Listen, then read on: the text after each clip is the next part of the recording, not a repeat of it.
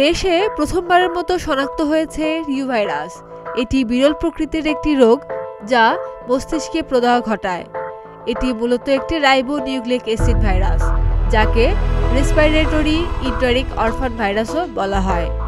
তবে এটিকে অরফান বলা হয় এই কারণে যে এটা কোনো রোগ সৃষ্টি করে না, কিন্তু অন্যান্য রোগের সঙ্গে সম্পর্কিত থাকে।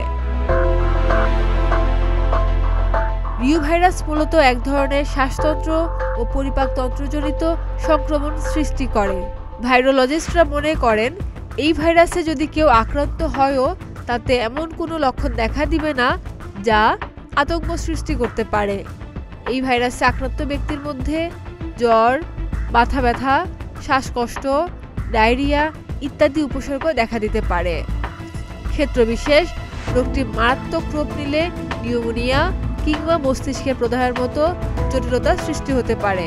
বিশেষত শিশু ও বয়স্কদের জন্য এই ভাইরাস গুরুতর ঝুঁকি সৃষ্টি করতে পারে। রিউ ভাইরাসের অনেকগুলো ধরন আছে, যা বিভিন্ন প্রাণী ও মানুষের শরীরে সংক্রমণ ঘটাতে পারে। সংক্রমণজনিত প্রাণীর লালা, মলমূত্রের মাধ্যমে দূষিত খাবার বা পানীয় গ্রহণ করলে অন্যের শরীরে প্রবেশ করতে পারে রিউ ভাইরাস। বাংলাদেশে যে রিউ ভাইরাস পাওয়া গেছে সেটা বাদুড় থেকে এসেছে। IEDCR এর তথ্য মতে খেজুরের কাঁচা রস খাওয়া যাদের ইতিহাস ছিল তাদের শরীরে এই ভাইরাস পাওয়া গেছে।